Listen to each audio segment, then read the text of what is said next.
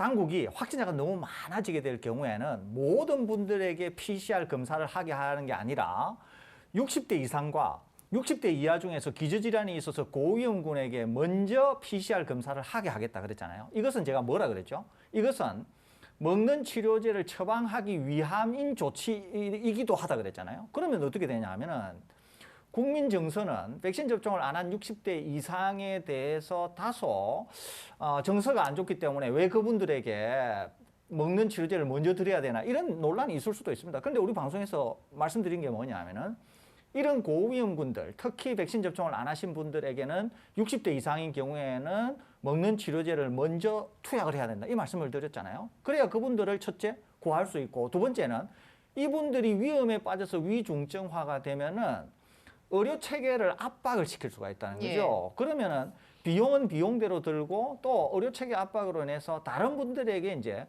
피해가 또 증가가 될 수도 있다는 거죠. 그렇기 때문에 중요한 거는 뭐냐면은 오미크론이 계속 대세화되는 과정에서 방역 당국은 전적으로 고위험군, 60대 이상과 60대 이하의 고위험군을 보호한다고 하는 게 대단히 중요한 거죠. 그리고 이 고위험군 중에서도 둘로 나뉘는 거죠. 백신 접종을 안 하신 분하고 백신 접종을 하신 분. 그러니까 고위험군 중에서도 백신 접종을 안 하신 분들은 하신 분보다 더 위험한 거죠. 예. 그러니까 이런 분들은 신속히 먹는 치료제를 투입을 하게 되면은 이제 보호할 수 있으니까 이런 조치들이 잘 신속히 진행이 된다고 하면은 확진자가 많아진다고 하더라도 상당히 걱정을 덜 수가 있는데 그렇지 않는다고 하면 이제 정말 확진자는 확진자대로 많아지고 위중증자도 많아지게 되어서 지난 12월처럼 그런 일이 생길 수가 있으니까 아마 방역 당국이 잘 알고 있으니까 이런 데 대한 대비는 상당히 잘 되어 있을 것으로 생각이 됩니다. 그러니까 제가 좀 걱정이 되는 대목들이 있어가지고 이제 추가로 덧붙여서 말씀을 드리고 싶은데요. 이제 설대우 교수님 같은 경우에는 방역 당국이 대비를 잘 하고 있고 또 우리나라의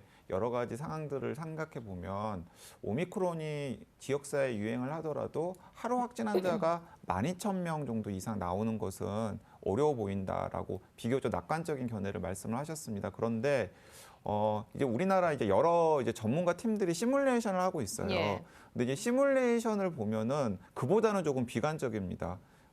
이제 시뮬레이션에 따라서 다르긴 합니다만은 좀 보수적인 시뮬레이션 같은 경우에는 2월 중순 정도가 되면은 하루에 9만 명까지 나올 수 있다라는 시뮬레이션 결과도 있고요. 그리고 그게 좀 과장된 시뮬레이션이라고 하더라도 하루에 한 2만 명 정도는 나올 수 있다라고 하는 시뮬레이션 결과들이 있어요. 자, 그런데 그런 상황이 되면은 방역 당국에서는 기본적으로 젊고 건강한 사람들이나 혹은 백신을 접종한 사람들 같은 경우에는 일상생활에서 오미크론이 퍼지는 걸 용인하는 쪽으로 갈 겁니다. 그리고 그런 메시지를 내놓아야 하고요, 국민들을 향해서. 네, 그렇습니다. 이제 그런 상황이 되면은 이제 어떤 문제가 생기냐면은 가장 위험할 수 있는 사람들이 백신을 접종하지 않은 분들이에요. 아니 유럽이나 미국 같은 경우에도 백신을 접종하지 않은 사람들 많지 않느냐라고 하실지 모르겠는데 유럽이나 미국의 백신 미접종자와 우리나라의 백신 미접종자는 사정이 완전히 다릅니다. 유럽이나 미국 같은 경우에는 딱 세 종류의 사람들밖에 없어요. 백신을 접종한 사람들이거나 코로나에 걸렸던 사람들이거나 코로나에 걸려서 백신도 접종한 사람들 딱 세 부류밖에 없는데 우리나라 같은 경우에는 코로나 안 걸린 사람은 찾기 힘든 겁니까? 우리나라 같은 사람은 백신 접종한 사람들과 아주 극소수의 코로나 걸린 사람들 그리고 성인 기준으로 18세 이상의 250만 명의 코로나에도 걸리지 않았고 백신도 접종한 지 없어서 코로나 바이러스와 관련된 면역 반응이 몸에 전혀 없는 사람들이 상당수가 있단 말입니다. 이제 그런 분들이 사실은 이렇게 뭐 10,000명, 20,000명씩 오미크론 확진자들이 지역사회에서 발생하기 시작하면은 가장 위험할 수 있어요. 자, 그래서 자꾸 이 방송에서 제가 백신 미접종자를 타박하기 때문에 제가 무슨 백신 미접종자의 원한이 있는 것처럼 오해하시는 분들이 있는데 제가 그분들을 제일 걱정하는 사람이에요. 사실 전문가 중에서. 그분들이 심하게 아파서 중증으로 빠지거나 혹은 안타깝게 목숨을 잃으실까 봐서 걱정이 되어가지고 자꾸 말씀을 드리는 겁니다. 그래서 제가 지금 이 방송 보시는 분들 중에서 백신 미접종자나 천은미 교수 같은 백신 불안전 접종자 자, 그리고 여러 가지 사정 때문에 백신을 접종하지 못하시는 분들을 가족이나 혹은 지인으로 두신 분들이 있다면은 제가 꼭 두 가지 당부해 드리고 싶습니다. 자, 첫 번째는 무엇이냐면 설 연휴가 끝나면 노바백스 백신을 본격적으로 접종을 할 수가 있습니다. 자, 아스트라제네카나 화이자나 모더나 백신이 새롭게 나온 플랫폼 백신이라서 안전성에 의구심이 있어가지고 백신 접종을 못했거나 혹은 1차 접종을 맞는데 너무 이상 반응이 심해가지고 2차를 접종하기 엄두가 안 났던 분들은 설 연휴 끝나면 비교적 검증되고 안전한 플랫폼으로 제조된 노바백스 백신을 접종하시길 권해드립니다. 접종 안 하신 것과 비교했을 때는 천지 차이로 효과가 있습니다. 당연히 오미크론 변이에 대해서도. 왜냐하면 오미크론 변이 감염 자체를 막지는 못하지만 위중증으로 막아주는 데는 분명히 노바백스 백신도 효과가 있기 때문에 노바백스 백신을 접종하시거나 주변에 혹시 백신 미접종자나 불안전 접종자가 있으면 접종을 하기 권하기를 좀 간곡하게 부탁드리고 이게 첫 번째고요. 두 번째, 이거 잘 들으십시오. 두 번째는 본인이 백신 미접종자인데 오미크론에 감염이 되었어요. 자, 그러면은 지체 말고 보건당국이나 담당 주치의에게 내가 백신 미접종자이거나 혹은 불안전 접종자라는 걸 알려서 먹는 치료제 처방을 받아야 됩니다. 근데 치료제 처방이라는 게 대상이 정해져 있지 않습니까? 그러니까 먹는 치료제 처방의 대상이 정해져 있죠. 당연히. 그런데 65세 이상의 그건 자기가 알 바가 아니에요. 일단은 요청을 해야 됩니다. 자, 그러면은 의료진들이 설명을 할 거예요. 예를 들어서 65세 이상 혹은 뭐 저는 60세 이상으로 이게 낮춰질 거라고 생각하는데 투약 대상자 같은 경우인데 60세 이상, 65세 이상이라면 굉장히 긴박하게 백신 접종 안 하셨어요 하면서 바로 처방을 해줄 겁니다. 그리고 처방 대상이 아닌 분들은 상태를 좀 면밀하게 모니터링 할 거예요. 위중증으로 빠질 가능성이 있는지. 그러니까 이 두 가지를 꼭 명심하셨으면 좋겠습니다. 제가 모더나나 화이자나 아스트라제네카 접종하라는 이야기는 더 이상 하지 않을게요. 알아서 하십시오. 네. 지금까지도 안 하셨으니까 뭐 제가 입 아프게 더 이야기해도 안 하실 거라고 생각합니다. 예. 대신에 이 두 가지는 꼭 지키셨으면 좋겠어요. 설 연휴 이후에 접종이 시작되는 노바백스 백신이라도 꼭 접종하셔라. 그것도 하기 싫으면 본인이 오미크론에 걸리면 꼭 손 들고 나 백신 미접종자라서 좀 위험할 수 있으니까 내가 대상자면 먹는 치료제 처방 적극적으로 고려해달라고 본인이 요청하셔야 됩니다. 그래야 살 수 있습니다. 제가 하나 좀 덧붙이겠습니다. 우리 강 기자님이 중간에 말씀하신 게 있어서 제가 하나 좀 걱정되는 것도 있고 이래서 제가 하나 좀 덧붙이는 게 좋겠습니다. 강 기자님 이제 지적하신 것처럼 일부 전문가들이 뭐 몇만 명 나오겠다, 최대치는 뭐 9만 명 나오겠다 이러는데 제가 볼 때는 이거 다 틀린 이야기입니다. 틀린 이야기. 왜 이게 틀린 이야기냐면요.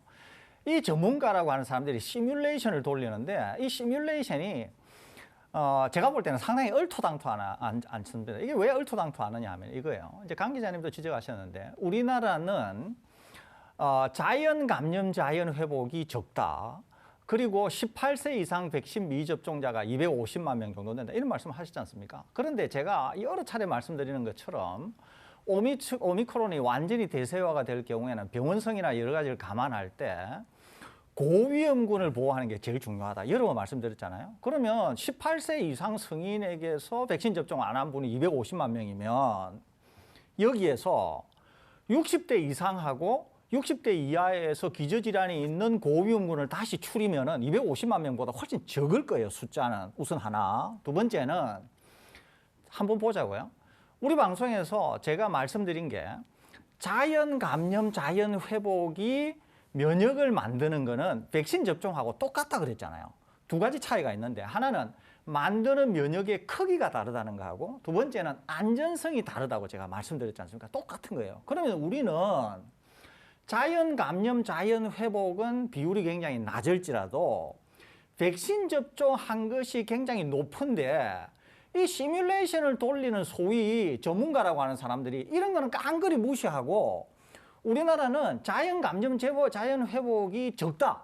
이걸 가지고 자꾸 얘기를 하는 거예요. 그건 틀렸다는 거예요. 예. 그것은 백신 접종을 한 것을 다른 말로 하면은 자연 감염, 자연 회복으로도 볼 수 있는데 오히려 생성된 면역은 더 큰 자연 감염, 자연 회복이라고 볼 수 있다니까요. 그러는데 자, 그러면 교수님 제가 이렇게 여쭙겠습니다. 어차피 예측의 영역이니까 이 부분은 설사 뭐 3만 명이 됐든 5만 명이 됐든 7만 명이 됐든 9만 명이 됐든 이 숫자가 지금에 비해서 훨씬 이제 확진자 총 규모는 많아지지 않습니까? 그렇습니다. 이렇게 실제로 나온다 해도 우리가 주목해야 할 것은 위중증 환자의 수다. 그렇습니다. 예. 위중증의 수라니까요. 그러니까 네. 위중증을 관리해야 사망을 관리하니까 사망은 그냥 제쳐두더라도 위중증을 관리하는 게 중요한 거예요. 네. 제가 우리 방송에서 여러 번 말씀드린 게 중증화율, 즉 병원성이 어떻게 되나 하는 게 중요하다 그랬잖아요. 그러니까 예.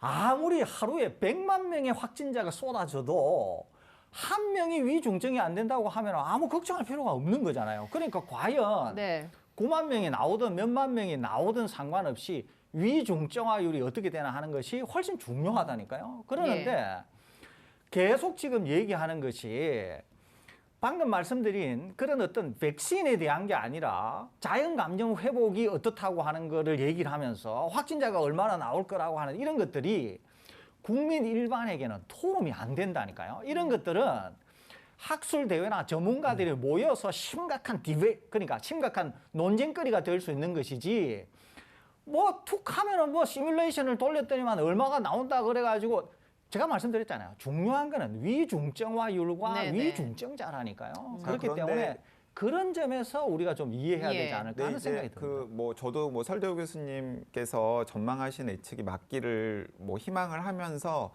근데 이제 위중증자 중에서도 사실은 제가 이제 아까 길게 말씀을 드렸던 것도 이제 중요한 분들은 백신을 접종하지 않은 분들이거든요.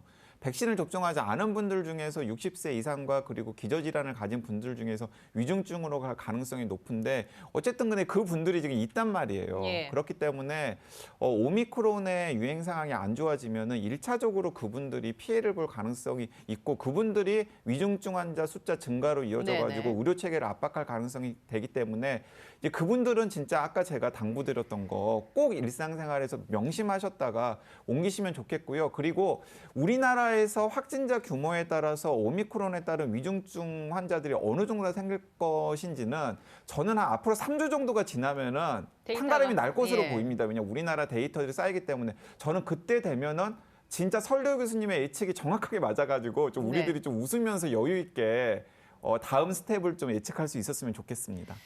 두 분이 짚어주신 부분, 뭐 생각할 부분이 많고 입장에 따라서 다르게 해석할 수 있는 부분이고 총 확진자 규모는 예측치니까 그 예측의 영역은 우리가 한번 쭉 지켜봐야 할 것 같습니다. 중요한 것은 뭐 다 위중증이나 사망자 관리 이 부분이 제일 중요하다라는 거는 접점이 찾아진 상태니까요. 자, 그러면 해외 사례를 통해서 한번 우리나라는 어떻게 가야 하는지, 종식은 어떨지 이런 부분 한번 살펴보도록 하죠. 미국이 5명 중 1명꼴로 코로나에 감염이 됐다라는 보고가 있었고 또 일본은 신규 환자가 역대 최다인 3만 명을 넘고 있고 프랑스, 이탈리아 이쪽 지역도 상황이 좋지 않습니다. 자, 2가지 질문을 제가 드릴 텐데요. 내일이면 이제 국민들이 코로나19로 일상을 빼앗긴 지 꼭 2년이 되는 날이기도 하고 첫 번째 질문, 대륙별로 이렇게 확진자가 쏟아지는 상황을 우리가 어떻게 해석을 해야 하는지 두 번째 질문, 그렇다면 코로나19의 종식의 개념을 어떻게 설정해야 할지 이 2가지 개념 한번 질문을 드리겠습니다. 예, 제가 일단은 숫자들을 예. 좀 몇 가지 언급을 해드린 다음에 그 설 교수님께서 해석을 해주시면 좋겠다라는 생각이 듭니다. 근데 약간 이제 좀 대체적으로는 비슷한데 약간의 편차들이 조금 있습니다. 예를 들어서 이제 인구 6,600만 명이라서 그리고 백신 접종률도 굉장히 높아서 우리나라랑 비교하기 좋은 유럽 나라 중에 하나가 이제 영국이지 않습니까? 이 영국 같은 경우에는 영국의 유행 상황이 가장 안 좋았던 때가 딱 작년 1년 전입니다. 그러니까 지금 시점과 작년 1년 전을 비교하는 게 굉장히 의미가 있을 텐데요. 7일 평균 확진자와 7일 평균 사망자 기준으로 했을 때 작년 1월 15일 기준으로 7일 평균 확진자가 5만 1,021명이었습니다. 그리고 그 연장선상에서 7일 평균 사망자가 1,066명. 그러니까 이제 사망자가 한 1,000명 정도 나온 거죠. 확진자 5만 명에 네네. 사망자 1,000명. 그런데 1년이 지금 지난 시점이잖아요. 올해 1월 15일 기준으로 7일 평균 확진자는 11만 6,189명입니다. 어제 저희가 짚긴 했습니다. 그 네, 수치를. 그러니까 이제 확진자가 이제 2배가 늘어난 거죠. 이제 사망자는 263명. 그러니까 거의 한 4분의 1 수준으로 줄어들었습니다. 이스라엘 상황도 마찬가지입니다. 이스라엘 같은 경우에도 뭐 6만 명 이상 확진자가 나왔다, 뭐 위중증 환자가 네. 뭐 작년 10월 이후로 뭐 최고다, 뭐 이런 이제 보도들이 막 쏟아져가지고 예. 많은 분들의 공포를 자극하는데 실제 상황을 들여다보면은 지난 2년의 팬데믹 기간 동안에 가장 상황이 이스라엘의 상황도 가장 안 좋았던 때는 딱 1년 전입니다. 근데 그럼 1년 전과 지금의 상황을 비교해 보면은 1년 전에 이스라엘의 7일 평균 하루 확진 환자는 1월 17일 기준으로 8,624명이었습니다. 근데 지금 확진자가 몇 명이 나오냐면 33,505명이 나와요. 한 4배 가까이 증가를 했군요. 그렇습니다. 확진자만 놓고 보면 4배 가까이 증가를 한 거죠. 그런데 중요한 건 위중증 환자는 사망자라고 설 교수님께서 여러 차례 강조하셨잖아요. 그래서 7일 평균 사망자를 놓고 보면 1월 17일 기준 이스라엘의 7일 평균 사망자는 7명이에요. 7명. 지금 오미크론이 대세인가요? 오미크론이 이스라엘이? 대세입니다. 예. 7명인데 1년 전에 상황이 가장 안 좋았을 때 이스라엘의 사망자는 48명이었습니다.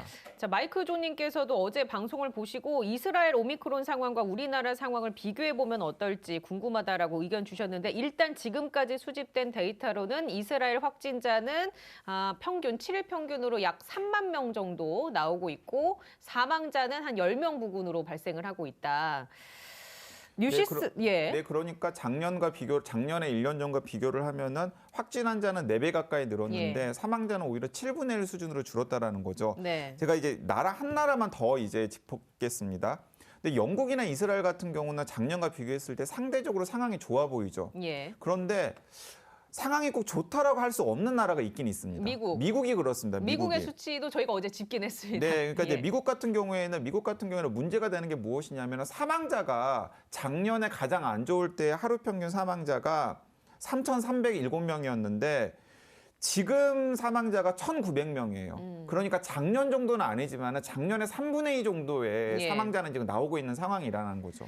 자, 교수님, 저희가 영국 데이터, 미국 데이터는 어제 또 말씀을 드렸고 오늘 추가된 이스라엘 데이터까지 종합해 본다면 이 상황을 어떻게 해석을 하는 게 좋을까요? 우선 하나는 확진 상황만 놓고 보겠습니다. 확진 상황은 일단 델타에 감염이 되거나 백신 접종을 했을 경우에 오미크론 감염을 막아주는 것은 상당히 낮다는 거죠. 예. 그러니까 델타에 감염이 되고 나서 생긴 항체나 백신 접종하고 나서 시간이 지났을 때는 오미크론의 감염을 추가로 막아주기는 어려우니까 네. 확진자가 굉장히 많이 늘어났다고 하는 건 우리가 인정할 수 있습니다. 그러는데 오미크론의 병원성이 낮다는 거하고 두 번째는 백신 접종이 작년 겨울과는 달리 많이 이루어졌으니까 일단은 사망자나 위중증자는 적다고 하는 것도 우리가 받아들일 수 있는 거죠. 그러면 이제 국가별로 다소 차이가 있지 않습니까?